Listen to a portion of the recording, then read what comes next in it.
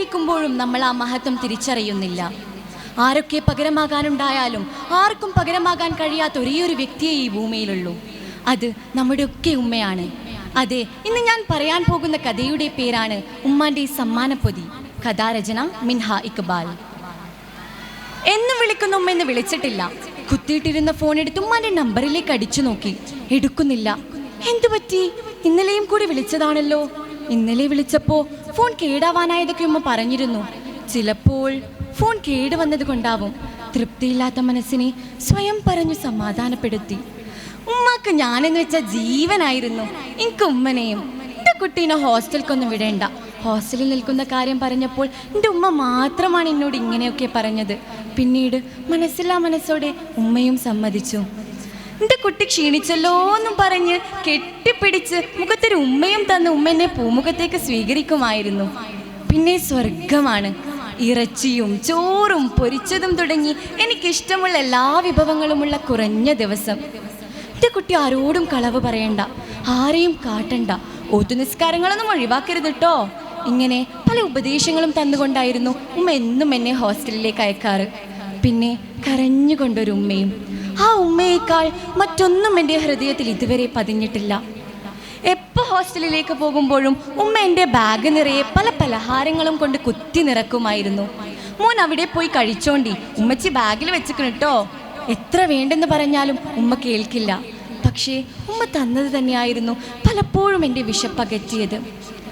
പറയാനൊന്നുമില്ലെങ്കിലും എന്നും വിളിക്കും, മോനെ നീ എന്തേലും കഴിച്ചോ? ഇങ്ങനെ ചോദിക്കുന്ന ഒരാളെ ഈ ഭൂമിയിലുള്ളൂ, അതെൻ്റെ ഉമ്മയാണ്. ഇന്നലെയാണ് അവസാനം വിളിച്ചത്. എന്തെന്നില്ലാത്ത സന്തോഷമായിരുന്നു ഉമ്മാക്ക്. എന്തിനെന്നില്ലാതെ ഒരുപാട് ചിരിച്ചു. മോനിനി എന്നാ ഉമ്മച്ചീൻ്റെ അടുത്തേക്ക്? വേഗം വരും ഉമ്മ. എന്നാ വേഗം വരേണ്ടി, ഉമ്മച്ചിക്കുട്ടിക്കൊരു സമ്മാനം വാങ്ങിയിട്ടുണ്ട് കേട്ടോ. ഇക്കാക്ക, ഇന്നിവിടെ നെയ്ച്ചോറായിനി. പെങ്ങളെ കുശലം പറച്ചിൽ കേട്ടിട്ട് എനിക്ക് സങ്കടം വരുമെന്ന് കരുതിയിട്ടാവണം ഉമ്മ അവളെ ശകാരിക്കുന്നുണ്ടായിരുന്നു. എൻ്റെ കുട്ടി സങ്കടപ്പെടേണ്ട, മോന് ഇവിടെ വന്നിട്ട് ഉമ്മച്ചി ഇറച്ചി ഉണ്ടാക്കി തരണ്ടട്ടോ. ഇതും പറഞ്ഞു വെച്ചതാണ് ഉമ്മ. ഡാ, നിനക്കൊരു ഫോൺ കോൾ ഉണ്ട്, വേഗം ഓഫീസിലേക്ക് ചെല്ലാൻ പറഞ്ഞു. കൂട്ടുകാരൻ വന്ന് വിളിച്ചപ്പോഴാണ് ഓർമ്മകളിൽ നിന്നും ഞെട്ടിയുണർന്നതും ഞാൻ വേഗം ഓഫീസിലേക്ക് ഓടി. അന്ന് വരെ തോളിൽ കൈയിടാത്ത പല മനുഷ്യരൊക്കെയും അന്നെൻ്റെ തോളത്ത് തട്ടി. മോനൊന്ന് വീട് വരെ പോയിട്ട് വാ. അപ്പോഴും വീടണയാനുള്ള സന്തോഷത്തിൽ ഞാൻ മാത്രം അവിടെ ചിരിച്ചു നിന്നു. വീട്ടിൽ ആരൊക്കെയോ ഉണ്ട്.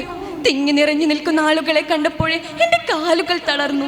ശബ്ദമിടറി ഉമ്മാന്ന് വിളിച്ച് ഞാൻ അകത്തേക്ക് പാഞ്ഞു കയറി. അന്ന് ഉമ്മ തരാനും കെട്ടിപ്പിടിക്കാനും ഉമ്മ വന്നില്ല.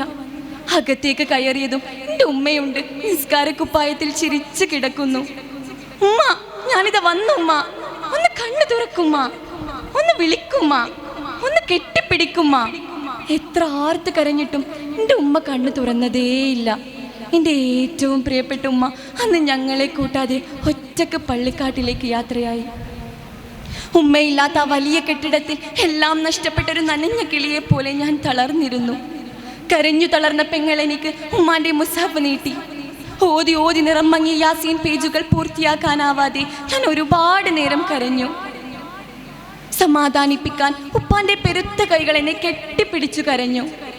ദാ, ഇപ്പോതി മോന് വന്നാൽ അവന് നൽകണം. കലിമ ചൊല്ലി പറയും മുമ്പേ ഇത് പറഞ്ഞിട്ടാണ് ഉമ്മ പോയത്. മോനൊരു സമ്മാനമുണ്ട് കേട്ടോ. ഉമ്മാന്റെ ശബ്ദം അവൻ്റെ ചെവിയിൽ ആഞ്ഞു പതിച്ചു. ഉമ്മാന്റെ ശബ്ദം അവൻ്റെ ചെവിയിൽ ആഞ്ഞു പതിച്ചു. കരഞ്ഞു തളർന്ന കണ്ണുകളുമായി അവൻ മെല്ലെ അത് തുറന്നു നോക്കി. ഹൂദിൻ്റെ മണമുള്ളൊരു അത്തർ, കൂടെ ഒരെഴുത്തും.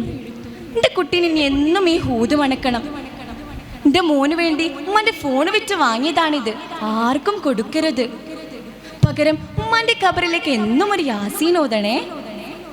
ഞാനില്ലെങ്കിലും എന്നെ കാണാൻ മോൻ വരുമെന്ന് അറിയാവുന്നത് കൊണ്ട് തന്നെ അടുക്കളയിൽ മോൻക്ക് ഏറ്റവും ഇഷ്ടപ്പെട്ട നെയ്ച്ചോറ് ഉണ്ടാക്കി വെച്ചിട്ടുണ്ട് ഉമ്മ.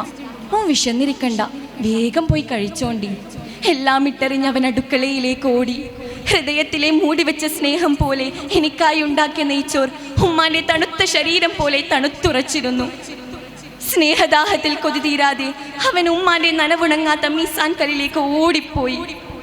അസ്സലാമു അലൈക്കും യാ ഉമ്മി. ശുക്രൻ.